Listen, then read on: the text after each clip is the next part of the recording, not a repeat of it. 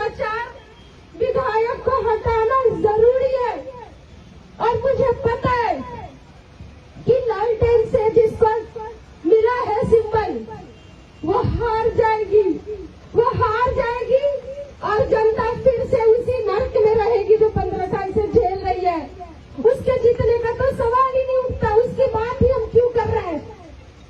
अगर जीतना होता तो पूर्वे जी उनके ससुर जी वो 2010 का भी चुनाव जीतते ना, 2015 का भी चुनाव जीतते ना, लेकिन वो हारे।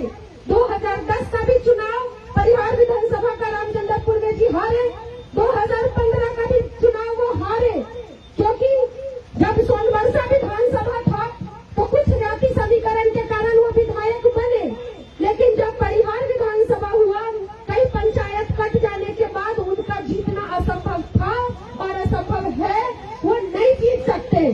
अगर वहां से कोई जीत सकता है बीजेपी के अलावा तो वही जीत सकता है जो जातीय समीकरण की सीमा को तोड़ दिया हो और सबके दिलों में बसने का काम किया हो, बिना जाति पाति धर्म भेदभाव को देखे बिना एक होकर के परिहार के लिए खड़ी रही हो।